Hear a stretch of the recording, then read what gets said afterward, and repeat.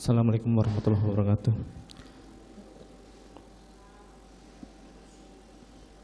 Bismillahirrahmanirrahim.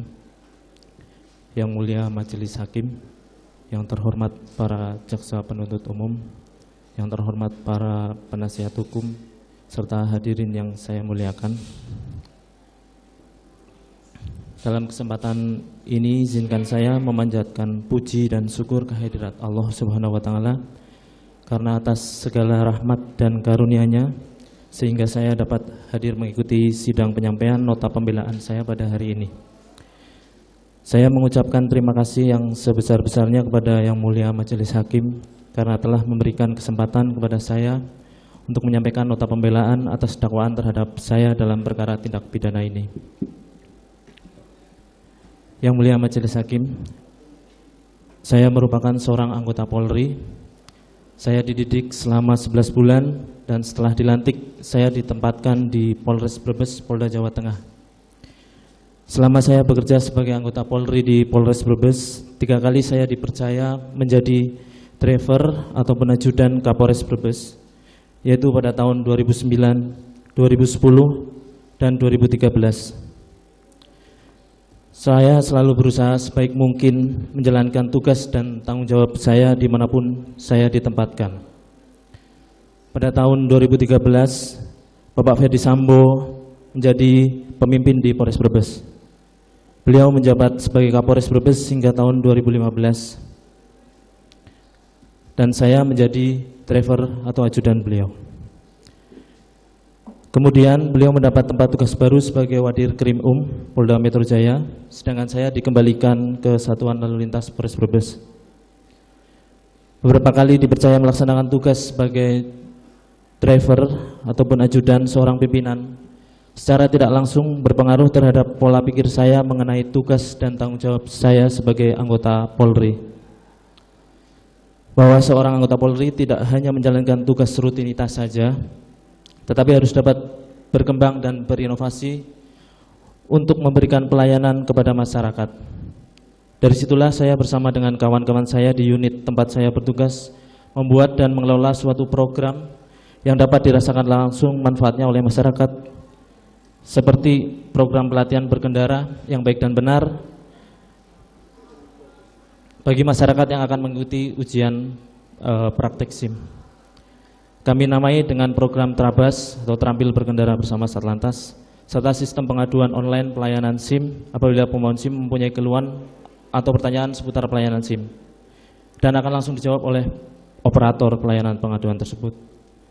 Selama saya ditugaskan di Satuan Lalu Lintas Polres Brebes, saya juga dipercaya sebagai operator penilaian sistem informasi pelayanan publik oleh Kementerian Pendayaan Aparatur Negara dan Reformasi Birokrasi tahun 2018, 2019, dan tahun 2020, operator penilaian survei kepuasan masyarakat dari LSM Gebrak tahun 2018, dan operator penilaian survei kepuasan masyarakat dari Lembaga Penelitian dan Pengabdian kepada Masyarakat Universitas Pancasakti Tegal tahun 2020. Selain itu, saya juga pernah mendapatkan reward sebagai penerima penghargaan atas dedikasi dalam tugas dan pelaksanaan pelayanan kepada masyarakat sesuai standar operasional prosedur pada tahun 2018 dan 2020.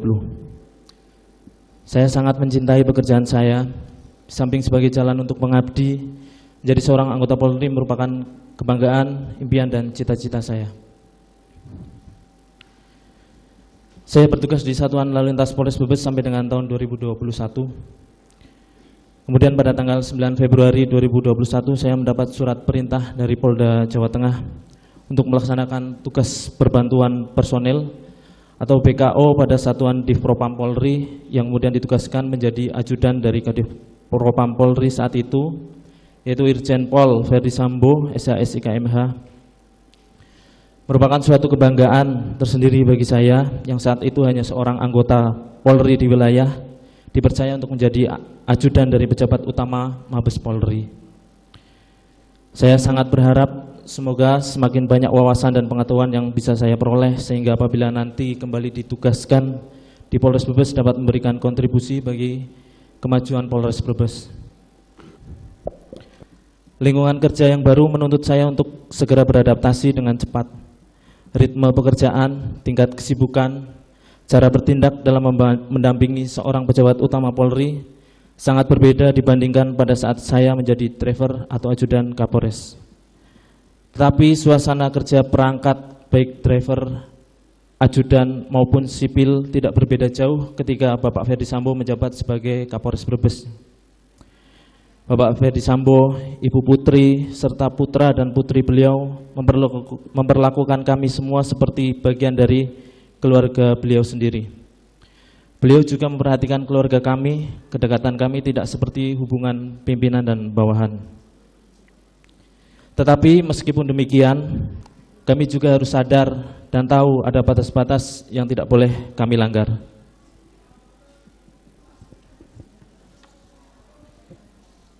Yang mulia Majelis Hakim, yang terhormat para penuntut umum, yang terhormat para penasihat hukum. Pada malam dini hari tanggal 7 Juli 2022, sekitar pukul 00, Bapak Ferdy Sambo dan Ibu Putri merayakan hari ulang tahun pernikahan di rumah Magelang. Seperti biasanya pada perayaan-perayaan sebelumnya, suasana sangat hangat, terpancar kebahagiaan pada kami semua yang ada di rumah.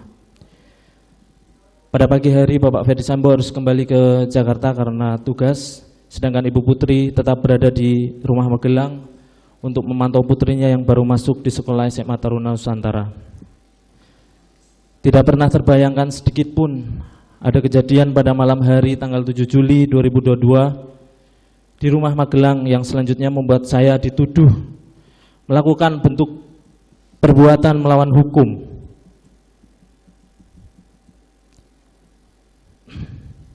Sehingga membuat saya harus duduk di sini di hadapan majelis yang mulia untuk membacakan nota pembelaan atau pledoi pada hari ini.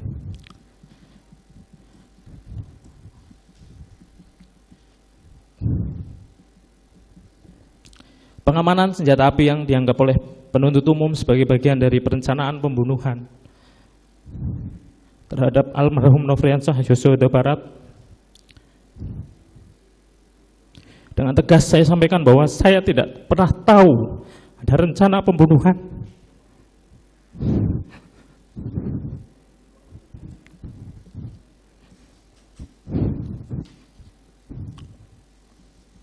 Apalagi dianggap sebagai bagian dalam rencana tersebut.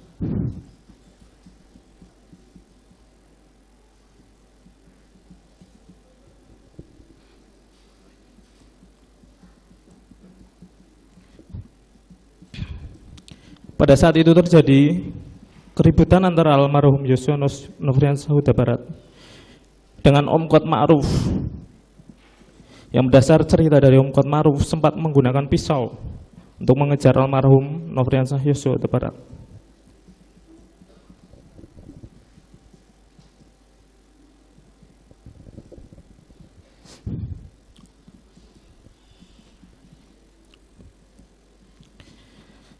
Saya sebagai seorang anggota Polri, sebagai senior, sebagai yang dituakan, melakukan tindakan mengamankan senjata api sebagai bentuk antisipasi dan mitigasi resiko terjadinya keributan kembali di antara mereka.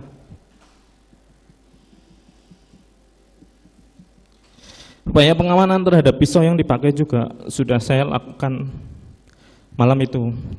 Dan tindakan pengamanan senjata api sudah saya sampaikan langsung terhadap almarhum Yosua. Saya sama sekali tidak mengetahui ada permasalahan antara almarhum Nofriansah Yosua Huta Barat dengan Ibu Putri.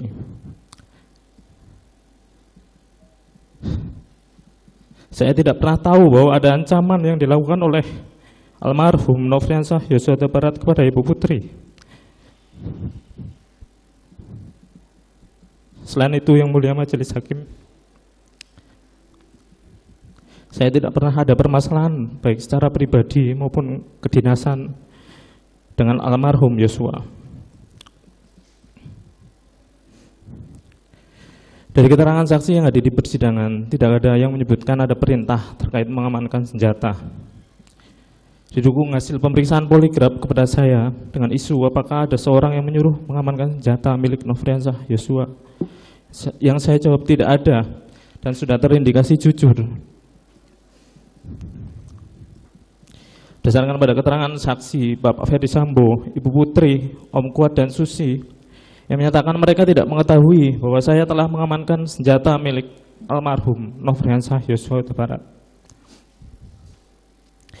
Hal ini juga diperkuat keterangan yang termuat dalam berkas surat tuntutan yang dikemukakan oleh penuntut umum bahwa terdapat komunikasi antara Bapak Ferdi Sambo dengan Ibu Putri yang tidak pernah saya ketahui pada Jumat dini hari tanggal 8 Juli yang menyatakan bahwa Ibu Putri meminta Bapak Ferdi Sambo untuk tidak menghubungi ajudan atau yang lain dan menyatakan Ibu Putri takut apabila terjadi sesuatu yang tidak diinginkan mengingat almarhum memiliki senjata.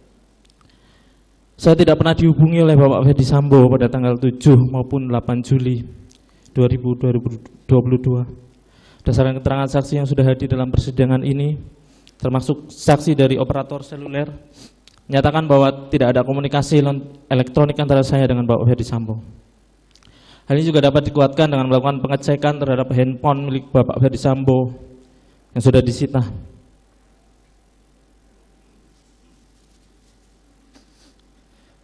Mohon izin yang melanjutkan yang mulia majelis hakim.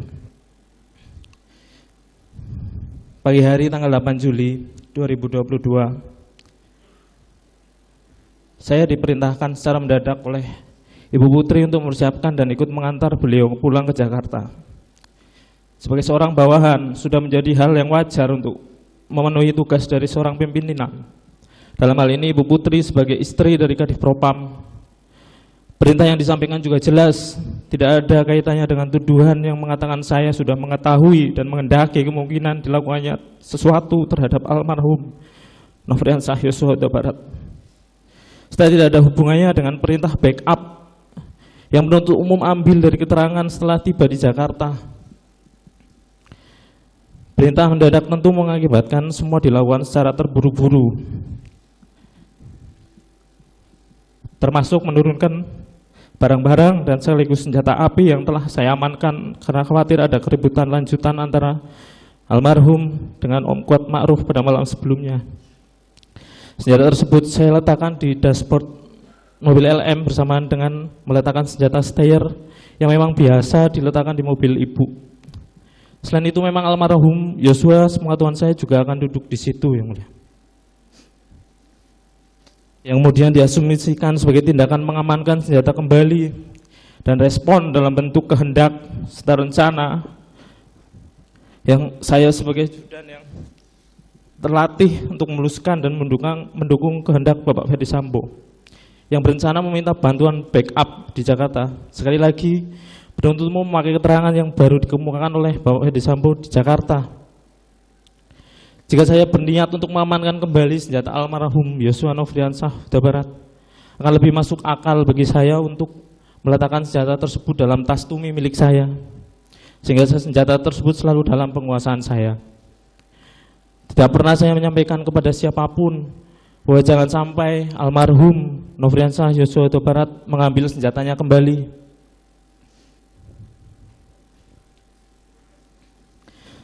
Setelah selesai kendaraan dan barang-barang disiapkan, sudah menjadi tugas saya untuk melakukan pengecekan ulang dalam rumah, memeriksa barangkali masih ada barang milik Ibu Putri yang tertinggal.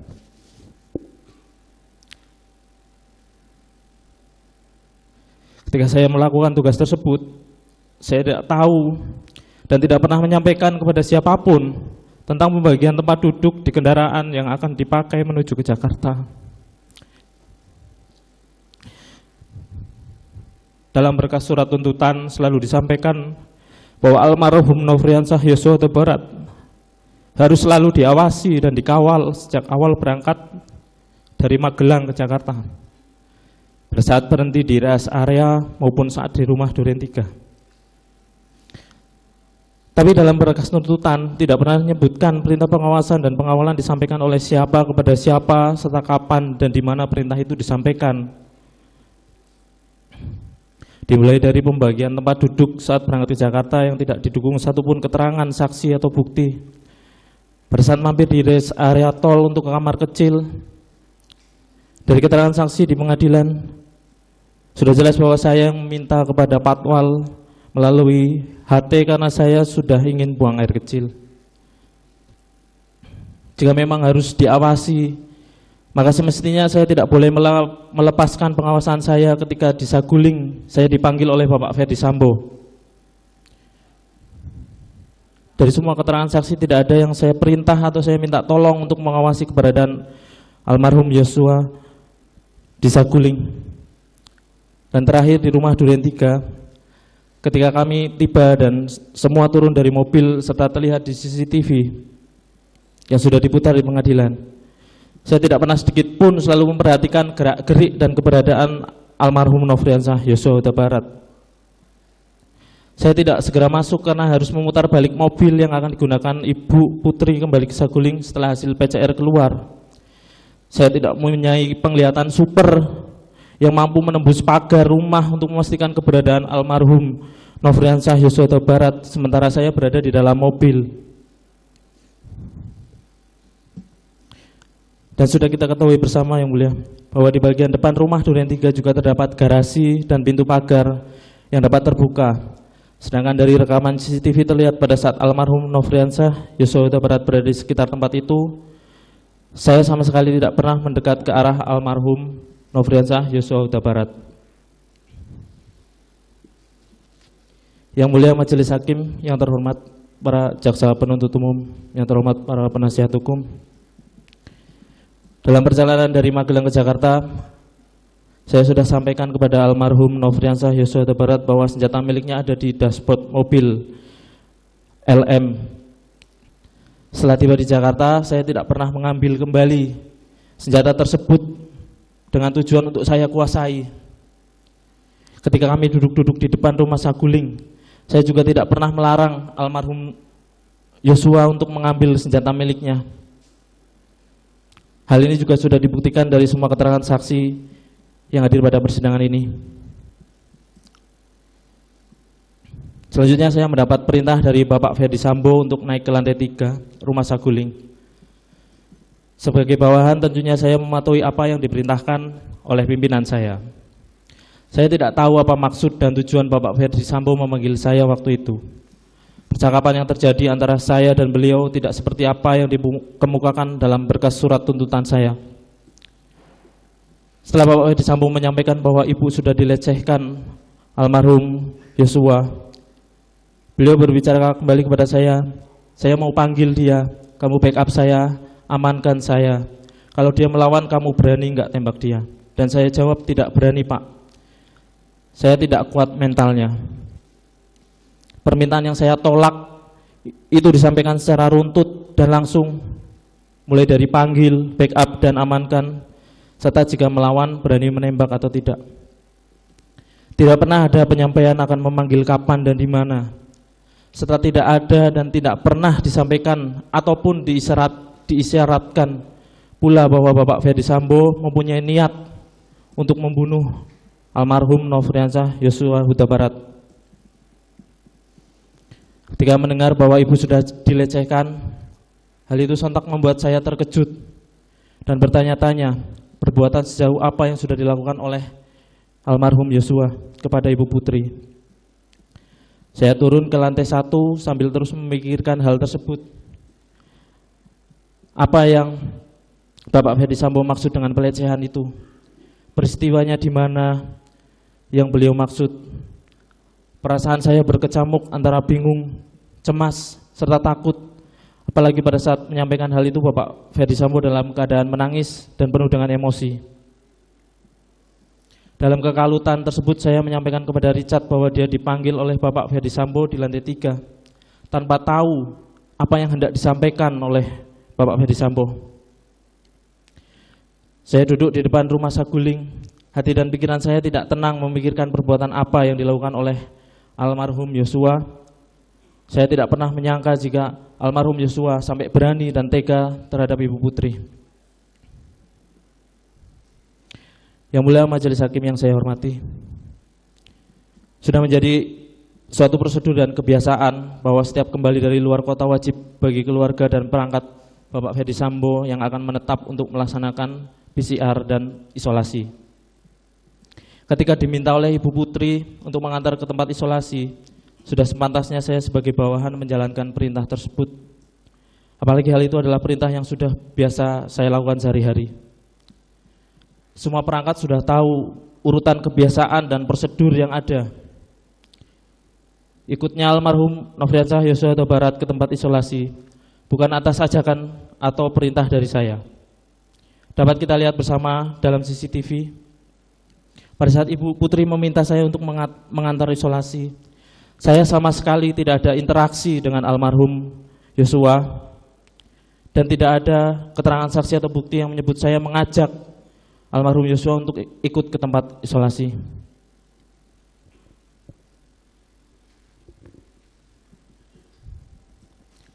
Saya tidak pernah tahu jika Bapak Ferdi Sambo akan menuju rumah Duren 3. Sepengetahuan saya, Bapak Ferdi Sambo akan menghadiri undangan untuk bermain badminton di Depok seperti yang disampaikan Romer dan Prayogi pada saat kami duduk di depan rumah Saguling. Pada saat disampaikan oleh Om Kuat Ma'ruf bahwa saya dan almarhum Yosua dipanggil oleh Bapak Ferdi Sambo, tidak pernah terbayangkan dan terfikirkan sedikit pun bahwa almarhum Yosua akan ditembak dan dibunuh di rumah Duren 3. Peristiwa penembakan terjadi begitu cepat. Ketika saya masuk karena dipanggil dan berjalan mendekat ke ruang tengah, saya melihat almarhum Yosua sudah berada di depan dari Richard dan Bapak Ferdi Sambo. Saya mendengar ucapan jongkok yang diikuti Richard menodongkan senjata kemudian menembak almarhum Yosua. Melihat kejadian tersebut membuat saya merasa sangat takut, kaget, dan panik. Saya mendengar suara Romer dan saya segera mencoba menghampiri ke arah dapur di mana Romer tadi terakhir saya lihat ada di sebelah karpot dengan tujuan untuk dapat memberikan pertolongan. Saya merasa shock dan bingung dengan apa yang baru saja terjadi di depan mata saya. Pasca peristiwa penembakan, banyak anggota yang berdatangan ke rumah Duren 3. Saya hanya berada di sekitar karpot dan melihat Bapak Ferdi Sambo menemui semua yang datang saat itu, tanpa ada satupun yang bertanya kepada saya. Seperti yang kita ketahui, Yang Mulia, banyak dari pimpinan saya juga sedang menjalani sidang kasus obstruction of justice dalam perkara ini.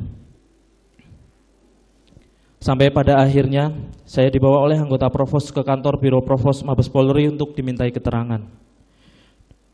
Di ruang Provos, Bapak Ferdi Sambo memanggil saya, Om Kuat, dan Richard ke salah satu ruangan, kemudian menyampaikan kepada kami skenario tembak-menembak yang terjadi di rumah Duren 3 dengan tujuan membantu Richard pasca peristiwa penembakan tersebut. Beberapa hari setelah pemeriksaan oleh Provos, Paminal, dan penyidik, saya dipanggil oleh Bapak Ferdi Sambo. Beliau menanyakan apakah saya masih menyampaikan sesuai skenario yang disampaikan di ruang Provos kepada penyidik. Kemudian tanpa tahu maksud dan tujuannya, saya ditunjukkan amplop yang katanya berisi uang. Akan tetapi tidak pernah diberikan dan tidak pernah saya terima, serta tidak pernah saya harapkan hingga saat ini. Beberapa kali saya menjalani proses pemeriksaan, saya masih menceritakan kronologi peristiwa di rumah Duren 3 adalah peristiwa tembak-menembak. Saya merasa sangat gelisah, tertekan, dan tidak tenang karena tidak menyampaikan kejadian yang sebenarnya. Itu semua karena setiap kembali dari pemeriksaan, Bapak Ferdi Sambo selalu menanyakan dan menyampaikan kepada saya untuk bertahan pada skenario tembak-menembak tersebut. Saya masih tinggal di rumah beliau dan saya masih sebagai bawahan beliau yang terpaksa harus menuruti perintah beliau. Hingga pada tanggal 7 Agustus 2022, saya dibawa oleh anggota Provos untuk kemudian dilaksanakan patsus. Dan pada tanggal itu juga saya ditetapkan sebagai tersangka dan langsung dilakukan penahanan. Saya ditunjukkan keterangan dari Richard yang menunjukkan pelaku penembakan terhadap almarhum Yosua dilakukan semua oleh Bapak Ferdi Sambo. Yang kemudian saya diminta untuk membaca Al-Quran. Baru setelah itu saya menuliskan testimoni kejadian sebenarnya peristiwa yang terjadi pada tanggal 8 Juli 2022 di rumah Duren 3. Sesuatu yang sangat sesali yang seharusnya saya sampaikan dari awal dilakukan pemeriksaan oleh penyidik kepada saya.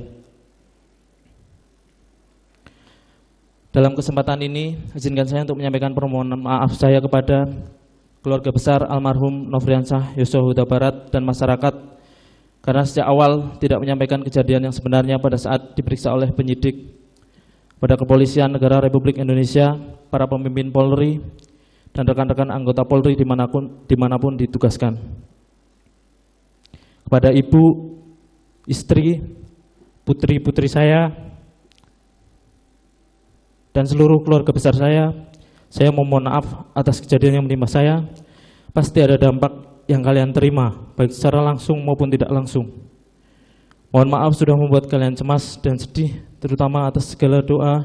Terima kasih atas segala doa dan dukungan tanpa batas dari kalian semua, sehingga membuat saya mampu melewati situasi yang sulit ini.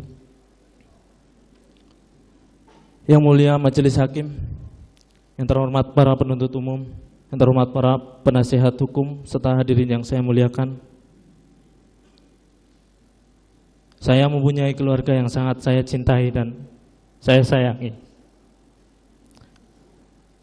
Saya juga orang yang taat pada agama, mengerti akan norma-norma dan hukum.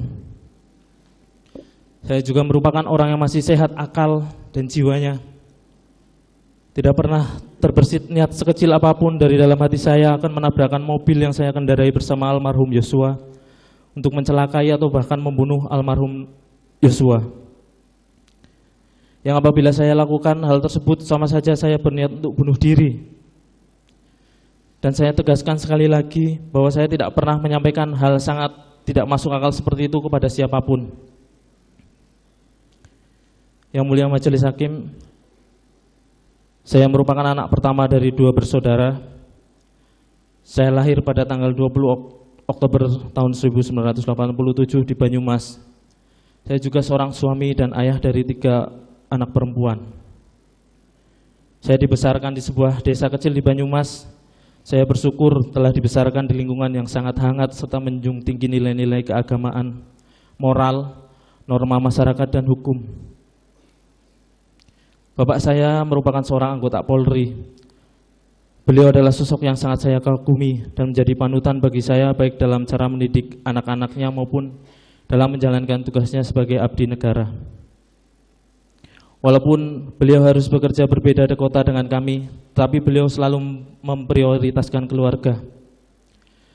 Beliau sangat memperhatikan pendidikan saya dan adik perempuan saya. Saya teringat sewaktu masih kecil, saya selalu diajak beliau untuk sholat berjamaah di musola dekat rumah kami, dan dengan sabar beliau mengajarkan saya cara membaca Al-Quran serta menghafal surat-surat Al-Quran. Hal ini menginspirasi saya untuk menanamkan pendidikan agama sejak dini kepada ketiga putri saya, seperti yang beliau lakukan untuk saya. Namun saat ini saya belum bisa melakukan hal yang sama untuk putri-putri kecil saya. Tanggal 25 Agustus 2010, saat saya sedang menjalankan tugas di Polres Brebes, saya mendapat berita duka bahwa bapak saya mengalami kecelakaan dan beliau meninggal dunia. Saya langsung bergegas pulang ke kampung halaman saya dengan hati yang sangat terluka. Saya merasa sangat terpukul. Beliau meninggalkan kami begitu cepat. Tapi saya harus ikhlas karena saya percaya semua itu terjadi karena Allah lebih sayang kepada beliau. Saya selalu ingat pesan dari almarhum bapak saya bahwa berbuat baik harus dilandasi dengan rasa tulus ikhlas tanpa mengharapkan balasan apapun dari perbuatan yang kita lakukan. Jangan pernah berprasangka buruk terhadap segala sesuatu karena kita tidak tahu sebenarnya apa yang tidak kita ketahui. Sepeninggal almarhum bapak saya, ibu saya yang merupakan guru sekolah dasar harus membimbing saya dan adik saya seorang diri.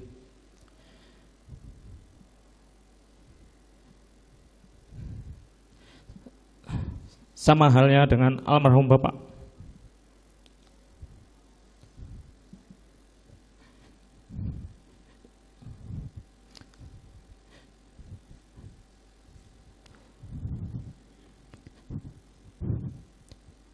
Ibu saya sangat menyayang saya.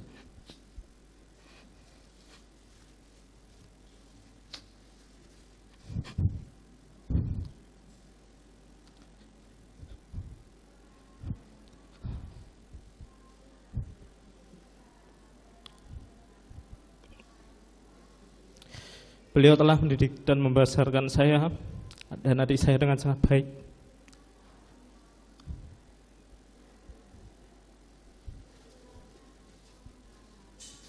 Beliau sosok wanita yang hebat, yang kuat, selalu berjuang dan rela mengorbankan segalanya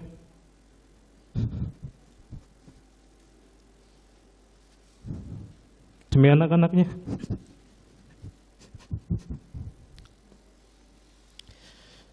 Beliau selalu mengingatkan kepada kami bahwa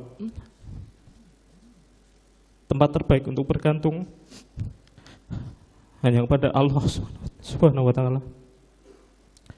Saya percaya doa ibu akan selalu mengiringi langkah saya dan menyelamatkan saya dari segala musibah. Saat ini di usia beliau yang sudah lanjut harus menghadapi cobaan dan ujian yang sangat berat. Dan beliau selalu sabar, selalu ikhlas, selalu mengingatkan saya, menguatkan saya, dan percaya oh Allah akan memberikan pertolongan pada kami. Maafkan anakmu ini, Ibu. Sudah membuat Ibu mengalami semua ini. Ibu adalah orang yang paling saya sayangi di dunia ini. Semoga Allah senantiasa memberikan kesehatan, keselamatan, dan perlindungan kepada beliau. Selain sebagai seorang anak, saya juga memiliki peran dan tanggung jawab sebagai seorang kepala keluarga. Saya mempunyai istri yang merupakan seorang ibu rumah tangga. Saya memiliki 3 orang putri. Putri pertama saya berusia 7 tahun. 2 putri saya masih balita.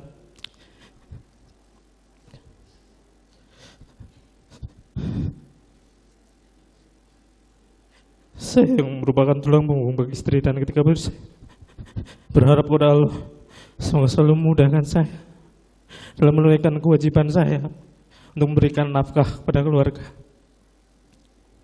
Pasti sangat berat bagi istri saya untuk menjalani ini semua, berjuang membesarkan dan mendampingi ketiga putri saya seorang diri. Terima kasih untuk istriku tercinta, selalu bersabar, kuat, tegar. Saya bersyukur memiliki istri soleh yang selalu setia, selalu ada untuk saya dalam keadaan susah maupun senang. Semoga Allah Subhanahu wa Ta'ala senantiasa menguatkan, memudahkan setiap langkah untuk ketiga putri kecil ayah yang selalu saya rindukan. Maafkan ayah karena sudah sekian lama ayah tidak pernah pulang. Semoga kalian selalu ingat dan rindu akan ayah. Ayah berdoa agar kalian tumbuh sehat dan bahagia. Semoga ayah bisa selalu ada untuk kalian, melindungi, mendampingi, serta membimbing kalian dalam bertumbuh. Semoga ayah segera kembali bersama-sama kalian.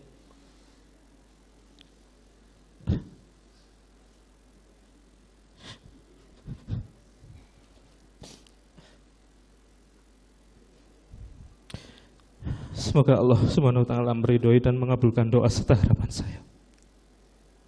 Ya Allah, wahai Zat yang Maha membolak-balikan hati, semoga Engkau selalu meneguhkan hati kami di jalan yang benar.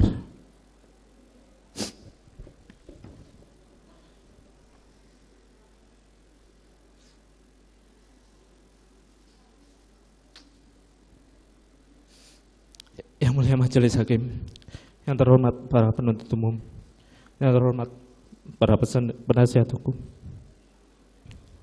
melalui kesempatan yang telah diberikan oleh Yang Mulia Majelis Hakim dalam nota pembelaan pribadi saya ini, saya ingin menyampaikan bahwa saya tidak pernah sedikit pun menginginkan, menghendaki, merencanakan, atau mempunyai niat menghilangkan nyawa almarhum Nofriansah Yosua Huta Barat. Sama sekali saya tidak pernah mengetahui ada rencana pembunuhan terhadap almarhum Nofriansah Yosua Huta Barat. Saya tidak pernah melakukan perbuatan bersama-sama atau turut serta untuk menghilangkan nyawa almarhum Nofriansah Yosua Huta Barat. Jaksa penuntut umum meminta kepada Yang Mulia Majelis Hakim untuk memutus perkara ini. Demikian juga saya memohon kepada Yang Mulia Majelis Hakim untuk memeriksa dan memutus perkara ini secara adil. Saya sangat berharap kepada Yang Mulia Majelis Hakim agar menggunakan kedudukannya sebagai wakil Tuhan di muka bumi ini untuk memberikan putusan yang seadil-adilnya, bukan saja untuk saya, melainkan untuk istri, putri-putri saya, dan serta keluarga saya. Saya mohon kepada Yang Mulia Majelis Hakim dapat mencari kebenaran dalam persidangan ini berdasarkan pada fakta dan bukti-bukti yang ada. Saya berdoa kepada Allah Subhanahu wa Ta'ala supaya Majelis Hakim yang mulia berkenan menerima pembelaan saya, pembelaan yang saya ajukan, pembelaan yang akan disampaikan oleh penasihat hukum saya, membebaskan saya dari dakwaan dan tuntutan, serta memulihkan segala hak saya dalam kemampuan, kedudukan, serta harkat dan martabat saya. Demikian pembelaan pribadi saya yang saya sampaikan kepada Yang Mulia Majelis Hakim dalam persidangan ini. Dari Rutan Salemba, Cabang Kejagung, hormat saya terdakwa Riki Rizal Wibowo. Terima kasih Yang Mulia.